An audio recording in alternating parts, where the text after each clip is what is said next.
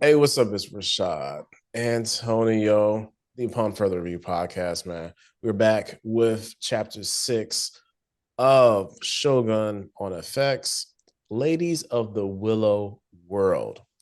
And what a world that is. All spoilers. Gotta talk about a thing and talk about a thing, man. And yeah, this a lot happened this episode, Tony. And Yeah, I think we just need to kind of hot right into it. yeah. We first meet. Go Real ahead. quick I'm before you say sorry. that, I do want to say this. People don't know this show is based off of a book Mhm. Of the same and name. it's of the same name, but also some of the characters are actually based off of real life people That's that it. was going on in feudal Japan. Just giving you guys a heads up. Just wanted to say that off the top. I don't think we really ever spoke on that, but you got it, bro. No, it's all good. So we started with a flashback, which is always fun Mm-hmm. because you don't know what's going on. So we see two like maybe it's like 8, 9 year Mm-hmm. olds running through the woods in Osaka, and and then we see them go to the same meeting room where like all hell breaks loose all the time. This doesn't seem like a place for Yeah. for any sort of peace. You know what I'm saying? Where the regions met, and they was in there just having this back and forth. They was mad or whatever, and they was like, why are people so mad at each other? Say Mm-hmm. this innocent kids just being nosy. Next Mm-hmm. scene, we see basically one of them had to go away. You know what I'm saying? One has to go away, leaving the other one, and they both grow up essentially, and they have Mm-hmm. these like very parallel yet diverging paths. Mm-hmm. So essentially, Ruri, who ends up being Lady Ochiba, Mm-hmm. Ruri ends up being a consort or concubine for Taiko. Mm-hmm. On the opposite side, we have Mariko Mm-hmm. being married off to your boy Butado. You know what I'm Yeah. saying? And you got something saying? Yeah, and we also see that Marco and Lady Ochiba, they can handle themselves too. That's too. Yeah, yeah. So Because they are yeah, training yeah, my together. bad. So there's like a Yeah. quick, it's like Mm-hmm. 8 years old, quick flash forward to them Mm-hmm. being probably like let's say like they're like 15, 16. Yeah, 15, 16. Yeah. Yeah, they're like, 10th, 11th graders, and they're fighting, you know what I'm saying? And they're sparring in the courtyard, Mm-hmm. almost like some sort of like demonstration or whatever. And so Mm-hmm. like, they're fighting and they're both doing a good job. And after that, they separate and they have these diverging and parallel paths. It's crazy because they end up doing the same thing just in different ways. Yes. And unfortunately, it's being in service to men, but in different capacities and for different reasons. Mm-hmm. So you got Lady Ochiba was essentially the only person that could grant Taiko an heir, a Right. son. You know what I'm And saying? she also was the daughter of the previous, I guess you could say, emperor before Taiko Yeah, or whatever. yeah, She was the daughter to him. yeah. And mind you, she had to leave the capital because they killed her whole family. Mm-hmm. So And it was Mariko's family that yeah, killed yeah, her entire family. They killed her homegirl's family. So yeah. yeah. So yeah, she had to bounce.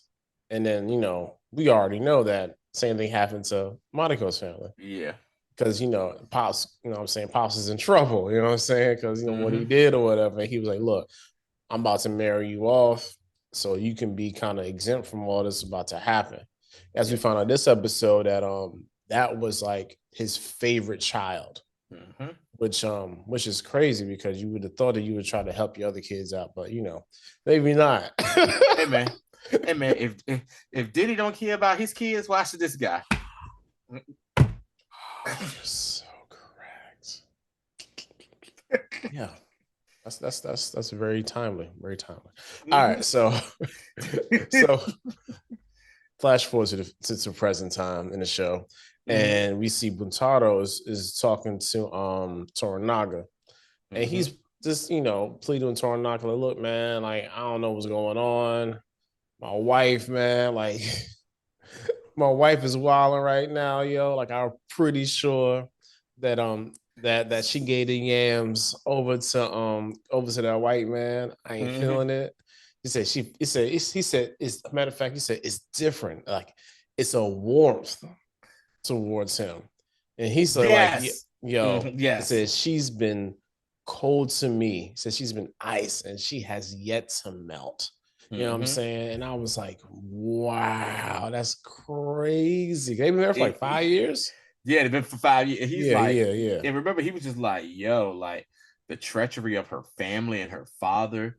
And it's like she'd rather be dead than deal with me. Like basically. I thought she would be, you know what I'm saying, be happy. You know what I'm saying? But nah, she not happy at all. So he was like, yo, I know I got a feeling like I ain't stupid, yo. I feel like he hit that. Yeah. And the funny thing, as he's walking away, as he's pleading his case, Blackthorn and Mariko walk up. So and the funny thing was Toranaga was like, I love Toranaga. You know why? Because he stayed 5 steps ahead. He was like, man, she's only doing what I'm telling her to do, bro. Yeah. You know what I'm saying? Like you gotta calm down. As a matter of fact, don't even mess with her for a week. You know what I'm saying? No contact. You just go cold turkey, leave her be. Because also he's going to apologize for him trying to have that penis swinging contest last episode. You know what I'm saying? And he ended up pissy drunk. So, but I got one for you too.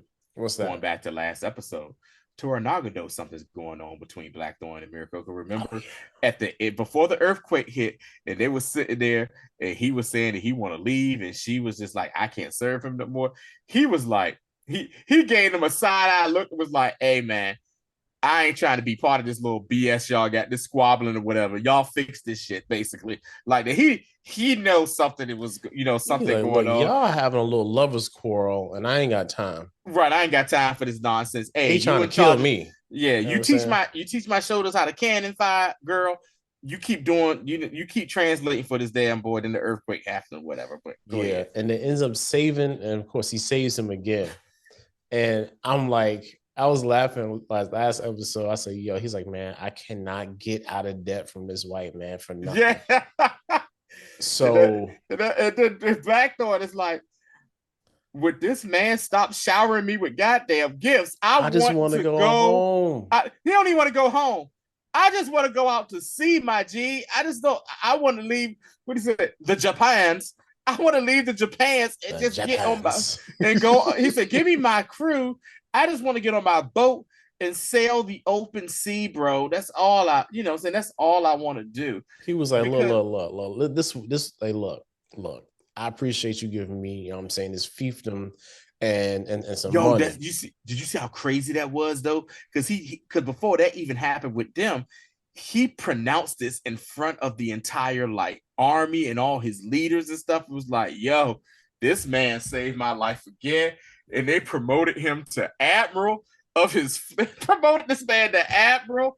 And he's also, it said, yo, he is now permanently in charge of the cannon, the cannon brigade or whatever. Yeah, that job doesn't change position 4 times. 4 times already. That position must be cursed the same way the position of defense against the dark arts and Harry Potter is cursed or whatever for my Harry Potter fans out there. But yeah, man, he's just like, he promoted him to admiral of the fleet, then put him, said, yeah, you're gonna be in charge of the cannon regiment.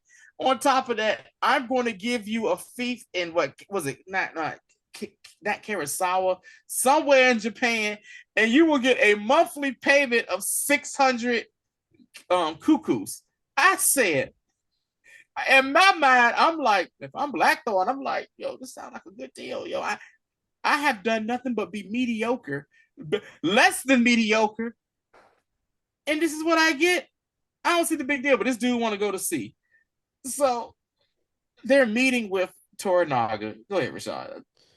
So yeah. So as they're talking with him, right, and he makes his pronouncement, guess who face you see? Yamashita's nephew. Yamashita. Oh me. Oh yeah. Yo, he's like, oh my God, yo, we can't keep a job out here, man. Like, yeah. So he is sad once again.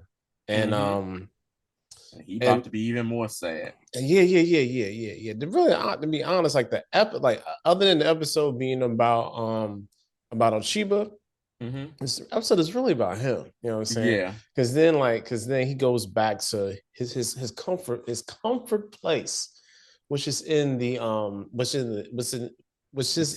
consort bosoms of Kiku. You know what I'm saying? And Kiku was like, "Oh, yo, I'm pretty sure Kiku is a spy for Toranaga because we had our suspicions earlier. I feel like it was confirmed this episode. You know what I'm saying? Because even when he was like, yo, look, I need you to let that man have a good night. You know what I'm saying?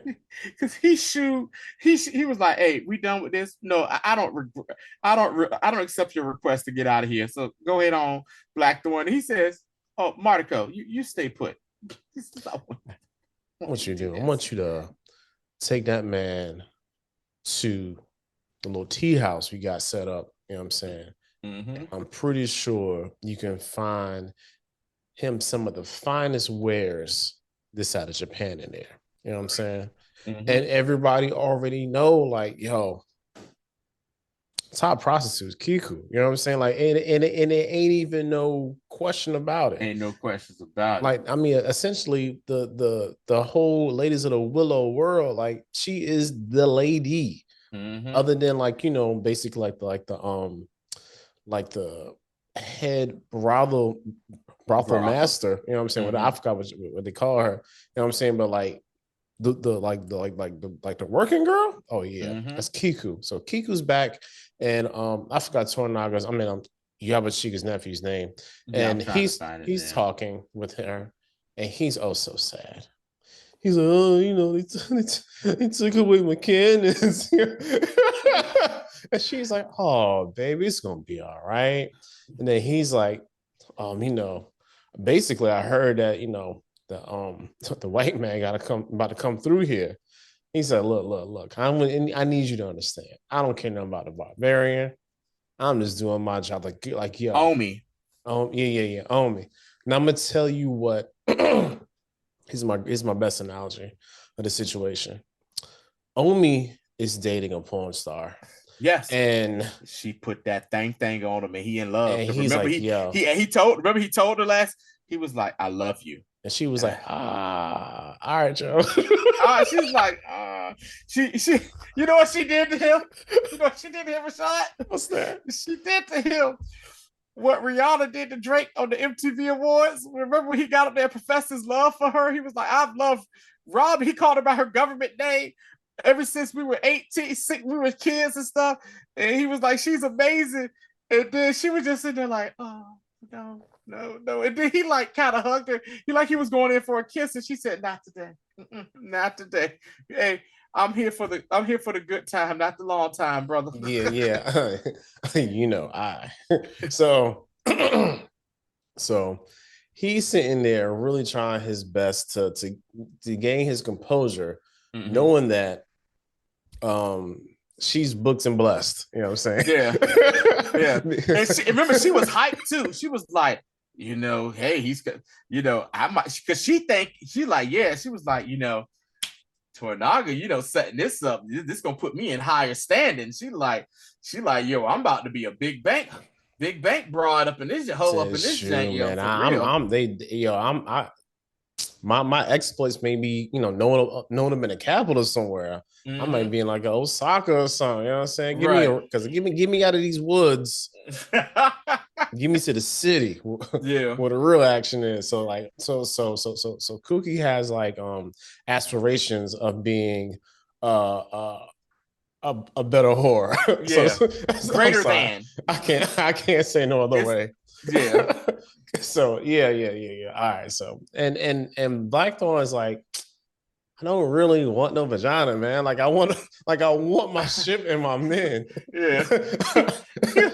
He was like, my man, Jaden Smith when he was in the remake of I Karate Kid. I want to go home. Here. I hate it here, yo. I want to go home.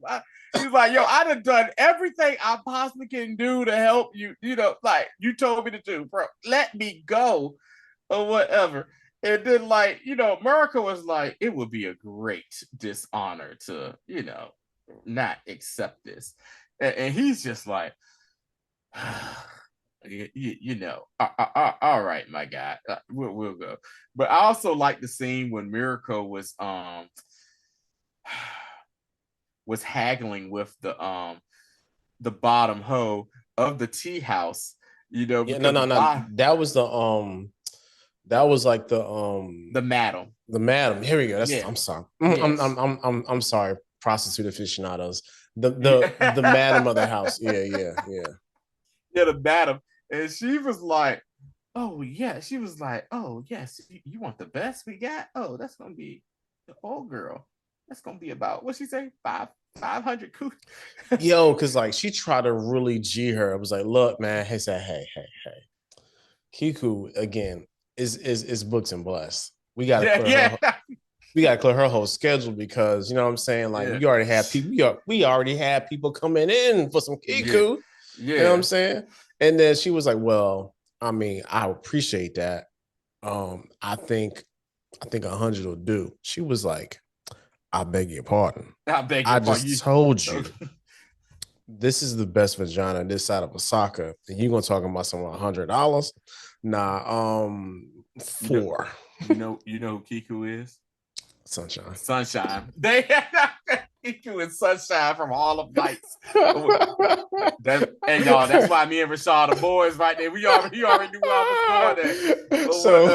So you know, like that whole, and to be honest, and remember, because she thought that the madam thought it was for Toranaga, and then he was like, and then that's what I like how Mariko is just so like condescending with her insults. Yeah, it's very matter of fact. She said, no. You are mistaken. This isn't for Lord Toranaga.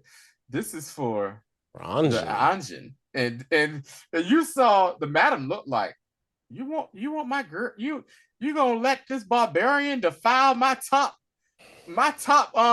chick here? And she says, look here, he's Hamamoto. He's been promoted to like basically the admiral. He's basically Grand Admiral Thrawn. He's all this stuff, right? Hey, he got rank jack. He got rank jack. And she was like, so I'm pretty sure. She said 400. She said 3. She said, you know what, 300 will do. And then she was like, hey man.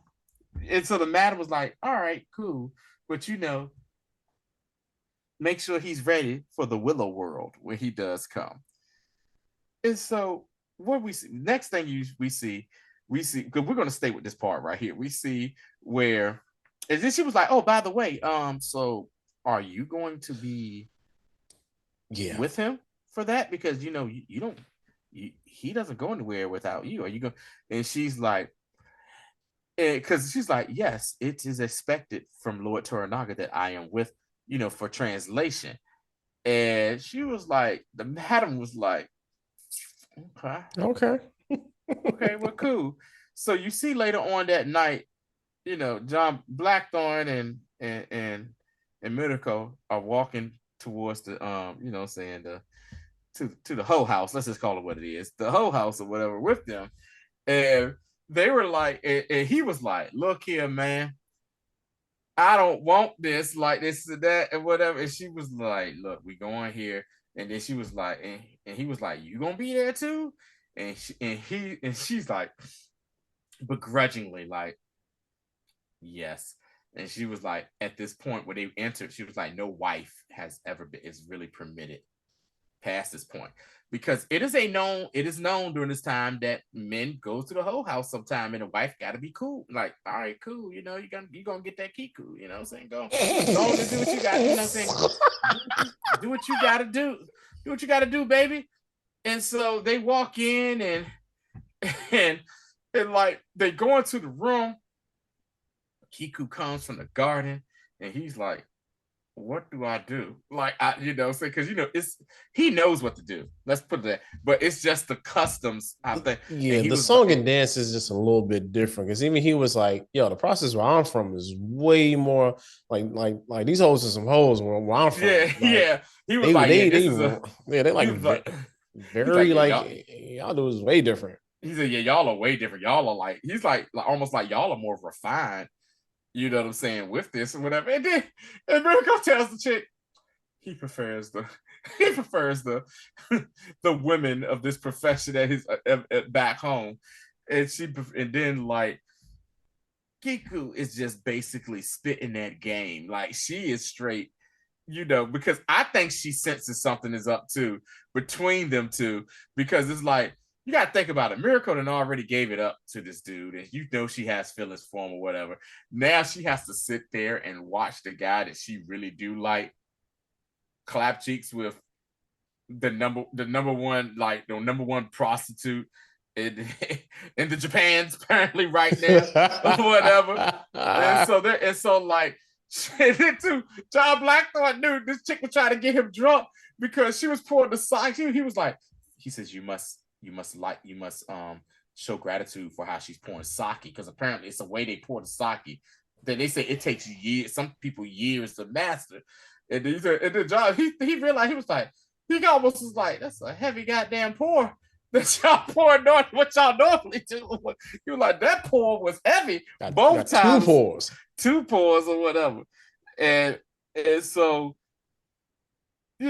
she proceeds to say, do you know why they call this the what is it called, Rashad? The Willow world. The Willow, you know why they call it the Willow world? And then she was like, explain to him why. So she does some weird, freaky stuff and just sits beside Mariko is speaking. And one thing I want to say, shout out to the actor that's playing Blackthorne.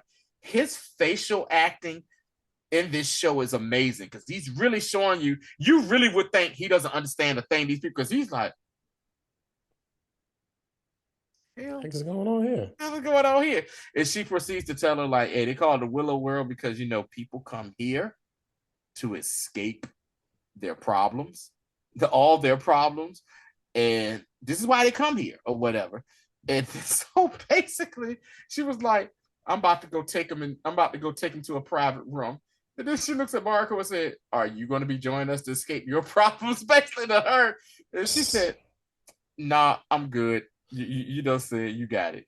Also, as they're having that exchange, we get like a quick flashback of like her when she was teen or whatever, and like her people being murdered, she had to flee and all that. And it was like I don't like, that's like the only thing that kind of like threw me off this episode, because it just is a weird like placement, because even though that is the one thing she wants to escape, it just seemed like a really odd, like, because this is a hella sexualized scene, and all of a sudden we see like it makes me think images of like her family. It's like, were they about to make her a damn prostitute, even though she was married to Buntaro over this? But I don't think so. No, I don't think it's that. I think it's just like that was what she's wanting to escape, and they were just trying to show us. Like, yeah, okay. But like it just was a weird. I was like, wow, in a whorehouse. Yeah. Okay, all right.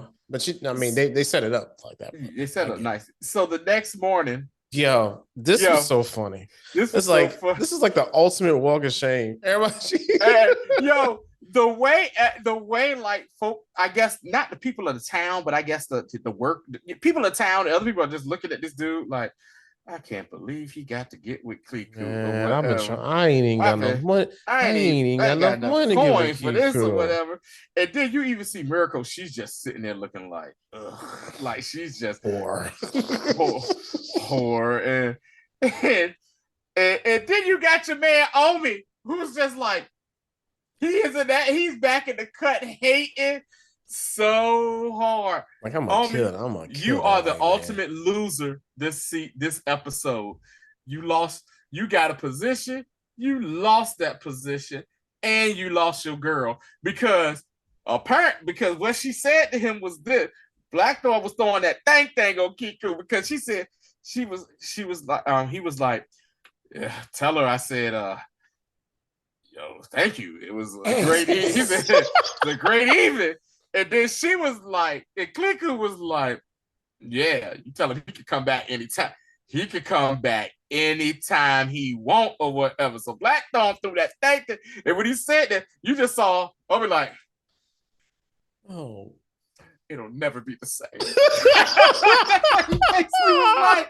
will never be the same, yo. Yo, that man was so sad. That man was so sad. He was hurt beyond recognition. And that's kind of like the end of that little story in this episode. But he was hurt. But you also saw early where Omi was talking with her uncle Yagashiba because he was pissed off, like, hey man, they just took away my, charge of cannons. And he's like, look here, man. Hey, he says, this is Toranaga's decision, bro. Like, what you want me to do? He says, no, he's trying to get ready for this war or whatever. And it was like, yo, we don't have enough people. This earthquake that killed like majority of the army or whatever. Yeah, killed a lot of people. A lot of people. And he turns around and says, hey, it's time to write a new will. he was just like, yeah. And I need you to get this new wheel ready. Because if y'all, I think episode 2 or 3 or whatever. I think it was 2 when he was like, I think Toranaga know that I might have tried to betray this dude. And he had that wheel written out or whatever. So let's get to the other part. You just want to get to the other part of this. Definitely.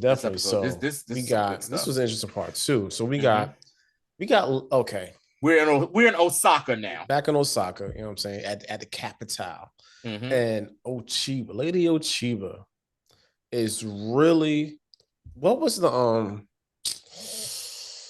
what was it like? What was it? Was it Lady Hightower? For Game of Thrones? Lady Hightower, yes. That's who Ochiba is right now. Allison Hightower. She was out. Yeah. So she's really out here telling these men what to do. And the funny thing is, what's my man's name? Ishido. Yeah, Ishido was a little bit. I mean, I'm sorry. Ochiba's backstory about how she had to, how she was able to conceive a child was crazy. And it's her and her explaining everything to him, like bit by bit. Because first he was like, you don't know what I had to do to get what I got. You know what I'm saying? And then by the end of the episode, after she tells him, like, look, we can need to find a new regent. You know what I'm saying? And she was like, he's like, I'll be patient. And she was like, when is when? You know what I'm saying? Like I need to, like, we need to do this now. So they end up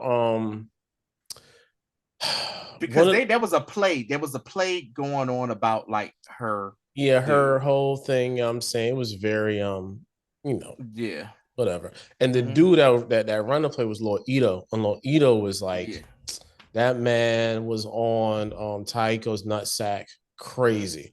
Like he was really like, oh my god, I'm so sorry. Like, you know who he was? Taking back to a Game of Thrones reference, he was Mace Tyrell, Marjorie's father, who was riding Tywin's nutsack. Remember, he was like, the king and all the he was riding Taiko, who's dead nutsack so hard. Go ahead, man. Yeah, so he was like, look, man, the funny part, she was still playing him the whole time. He's like, yo, he's a little bit tall to be to Taiko. He was like, if I can only cut an inch off of my knees, I could be better, because I take my actions. I'm a thespian. I take my actions seriously. And she was like, well, did you hear? He was like, yo, did you hear about the plot to kill the heir? Yeah. Which is such a, they just really made this up. I'm like, like, what is, like, who said this anywhere? Just made it up. And he was like, oh, I didn't know. He said, but would you be the fifth regent? So we can take out Toranaga? So we can take out Toranaga. He's like, hell yeah, I don't like Toranaga either. You know what I'm saying? Yeah. So what's the other region? Because they was about to go do the whole so they had the other 4 regents. They had the other 4 regents in there, which was Ishido, Sugiyama. Sugiyama. You had Sugiyama. You had the other Christian dude, and then you had daggone the monkey face attack looking guy. Or whatever. Had a daggone Phantom of the Opera. Yeah, and, Phantom of the Opera tank on. Yeah. Yeah, so like everybody was like, "Oh yeah, we confirm. We confirm." You Sugiyama was like, because even earlier at the play, Sugiyama was like, "Yo, we prisoners, right?" And dude was like, "Fam, we not prisoners." He said, "Look." He said, "Trust me. That girl is basically doing all of this. Even after this is over, we still gonna be the prisoners." And the only reason they riding with her like that is because she was able to give Taiko an heir. That's why, and like she rose. You know what I'm saying? She rose from this or whatever. She basically has more power than Taiko's wife, who was sitting right there, which was Lady Dioma or something. Diama was her name or something like that. Because you saw also a flashback where when after they got Ochiba out of the area after her father and family were killed, they sent her to Osaka with a Taiko. And Lady Diama was like, yeah, we know it's a shame what happened to your father, whatever, but you about to be a consort for the Taiko. And she was like, as you already know, and everybody know, I can't give him no kids. We tried. I can't give him an heir. He needs an heir, and that's going to be your job.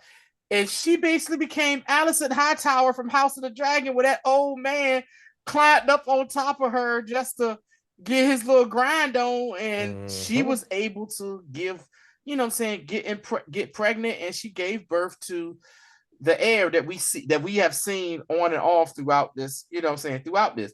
And if you remember, Lady Ochiba was actually staying with Toranaga in the beginning of the series, and that's when Ishido was like, yo, we need the mother of the heir to, you know what I'm saying, to come back in the capital, to be back in the capital, or whatever. And like, it's just crazy because they basically burnt all the pigeons, the courier pigeons and stuff, and that's when also too, because remember, Toranaga's right hand man was still there with Toranaga's wife, and it was another chick that was pregnant. I keep forgetting who she is. And remember, he was like, yo, while all this is going on right now, we need to get the hell up out of here. He said, yo, we need to get the hell up out of here. And Toranaga's wife was like, yo, this woman can't get out of here with the baby. We got to being pregnant like this.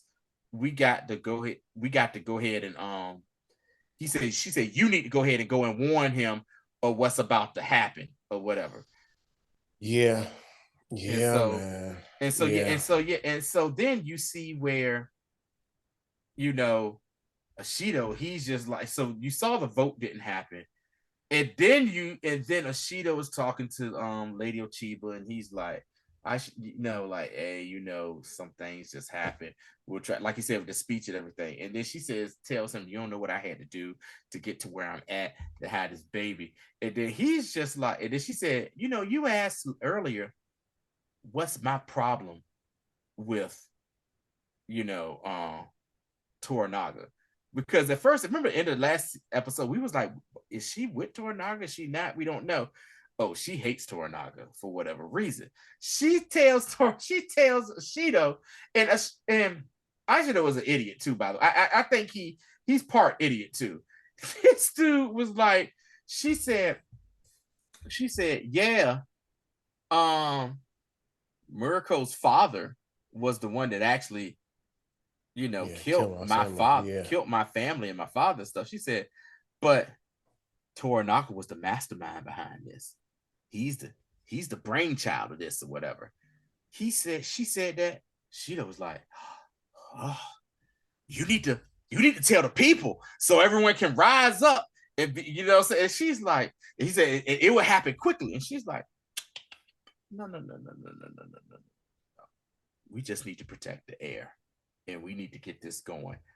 And so then you see where what was the guy name that said no to the Sugiyama? Yeah, Sugiyama. He wakes his wife and folk up and said, hey, something about to go down. We need to get out of here. Let's go. Time to go. And in the middle of the woods, at the same exact spot The same That spot that Yabashiga met up and with Anjin and them. They straight up murder him and his little clan. Yeah, And so now they need two regents to put this vote in to, you know what I'm saying, go to war or go after Toranaga. And so by this time, word gets back to Toranaga. Toranaga is the most known dude. Not even that, but his right hand man rolls into the village on horseback. Like he about dead by the time he get there. Yeah, he probably rode for 3 days straight, jack hard just to get there. Before this final scene that we about to talk about, he's saying like, "Hey, this is what they doing. Lady Chiba's trying to get you, or whatever, and we don't, And he's just like, "Why is she trying to come after me?" type thing. And so his right hand man was like, "Hey, you need to invoke Crimson Sky." And when he said that, you saw everybody's face go like, "Crimson." And Yagashiba was like, "What you Crimson Sky? Yo, what the hell is Crimson Sky?" Toranaga's son knew. His son was like, "Yo, yeah, Dad, go claim your right, yo, for real." You know you the Shogun. You know you the Shogun. Let's go back to games. Let's flash back to the second episode, if I'm not mistaken. Second episode, Toranaga's wife is talking with him. And this is, like I said, and she's like, "Yo," she's talking when he's in Osaka and all this stuff is going down and he knows they're trying to plot on him. She tells him, "You are of the house, the royal house of Manawa or something like that. Yeah, you can invoke, you know what I'm saying, to say that you have a claim to the throne, basically, to be the Shogun." And he was like, on his Jon Snow, "I don't want it." "I don't want it" type of thing. "I don't want to do this type of thing. I don't want you. So this basically, and this now makes perfect sense on why everybody want to get rid of Toranaga, because Toranaga has a claim to be emperor of Japan or whatever, you know what I'm saying, whatever title it is, the title is Shogun through that bloodline of the Shoguns or whatever. And I think they're just trying to get him out to be like, "Yo, this is the proper heir of the former person or whatnot." Toranaga's like, "No, I ain't trying to do this." Also, so before we get to the final part, there's one last meetup between Toranaga and Mariko. And he's like, "Yo, did Anjin like enjoy himself?" And she's like, "Yeah." And then he's like talking to her. He's almost like, "Girl, what's troubling you? Like, what the F is going on here? This and that." And he was just like, "Yo, I've known you since you was a kid, your father and stuff like that." And she was just like, yeah, he was like, "Yo, man, no matter what people say, your father was a great man or whatever." And she was like, "Yo, if he was such a great man, he would have married me off to somebody better than this right here." And he was like, Toranaga looked at her and said, "Wait a minute, you don't know? You don't know why? You don't know why? You ain't, after all this time, I thought you to figure it out by now." Yeah, and she was like, "What are you talking about?" He basically tells her, like, this was all part of your father's plan to marry you off, to get you as far away from him and the family, because what they was about to do. And he was like, because he knew that you were going to come back to finish this war, which makes perfect sense, because this seems to be a show more, even though the show is Shogun, it's centered around the women a whole lot too, about the women finishing the war. Because Fuji, her grandfather, which is Toranaga's right hand man, said the same thing, because that's his favorite granddaughter right there, because she lost her husband and her kid to that. And then like she sinks down and she realizes this, and she's like, "Oh my God, I felt my father. Like, it makes sense now why he did this. I felt it." I felt, because even in the beginning, Buntaro was like, "Yo, the woman cold to me, this and that." And he's like, "Man, divorce her." he said, "Divorce her ass, whatever, just divorce her." He was like, Very true. "I don't want to." So she sinks down. I was like, "No." And then he says, "No, man, you ain't failed your father." He's like, "Hey, look here. You got a water fight, girl. Like, get your ish together and let's go. So we get to the ending of the episode. Oh yeah, the dude that rode on horses on Hiromatsu. Yeah, Hiromatsu. So we get to the end of the episode, and like the rest of the army that survived is out there. Is like in the background. Toranaga's talking to his regents. Blackthorn's sitting there just like, I don't know what the hell is going on. He's just standing here for the ride. I'm here for the ride, and they're talking. And he basically was like, yo. Toranaga was like, so they done killed this dude, and they're about to just have this regents be all Ochiba's her puppets, basically, or whatever. And he was like, you know what? Crimson Sky it is. He said that you saw his right hand man. You saw his son go, all right, let's you saw Yagashima go, oh shit, type thing. About to die tomorrow. And then he says, hey, send word to my brother. He gonna be down with this or to get his brother on the other side of Japan. And then he does a chant and everybody, and oh my God. So where we're gonna go with this, I don't know, because like we said last week, we realized this is a mini series. We have four episodes left.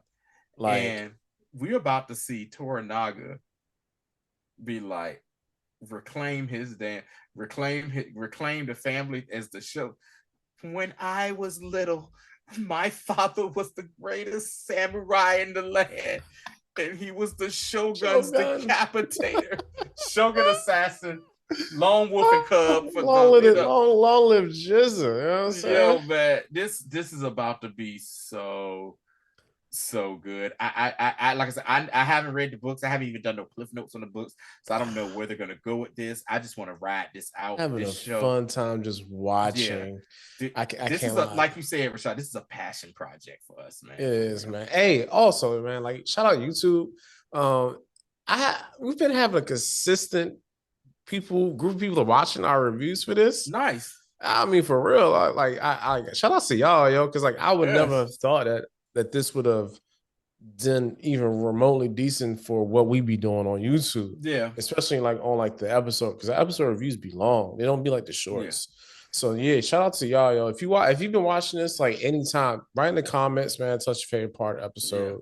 You know, and we haven't even, and Rashad, who's the man with, doing the cut ups and everything with the shorts.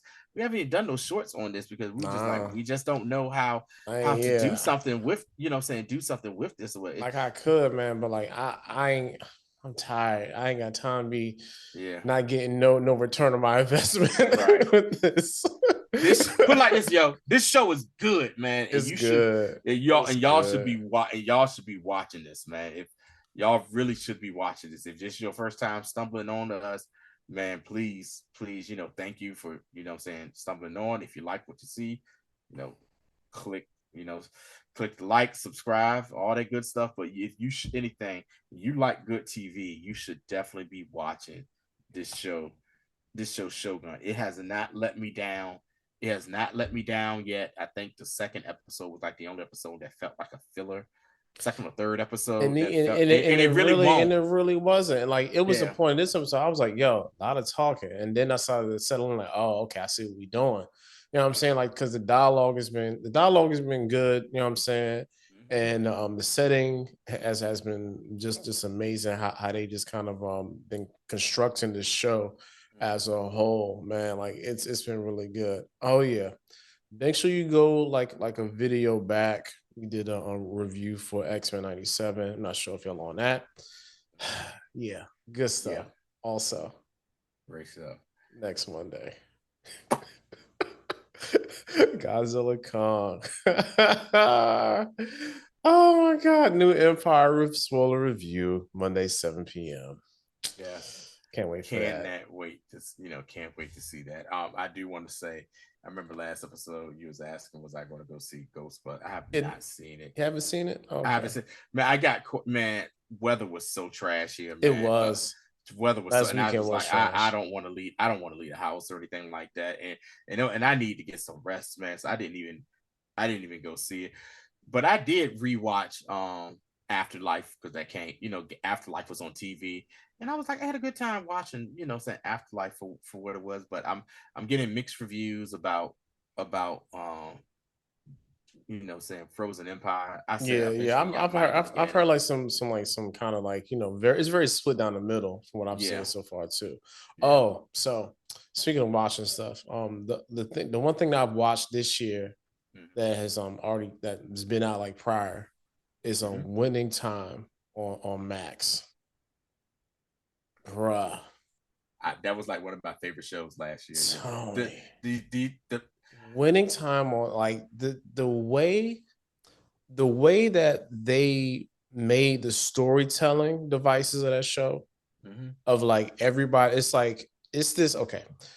It's this third person omniscient. It's like this third person omniscient with Mm-hmm. first person point of views Mm-hmm. throughout it, and it's different people's first person point of views. And So they like, break the fourth and they wall. break the fourth wall with that too, and I just really I like it's such I've seen it done before.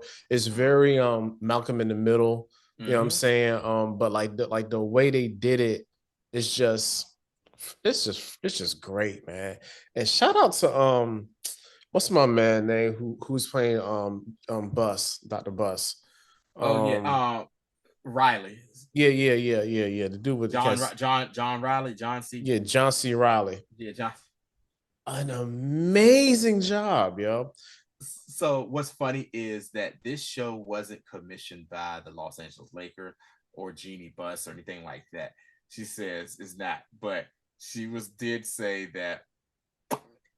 She said, I watched a few episodes. She said, when I see John C. Riley, she's like, oh my God, that is my dad. That's what she said. She sat there and said, watch it. It was like, oh, that is my dad. So what she was. And that man was a whore. Top notch. He was Kiku. That was that dude. Bruh. But yo, man, you got to remember, man, that was the what it should start off like the 79 80 year, so that's like the 70s transition into the 80s.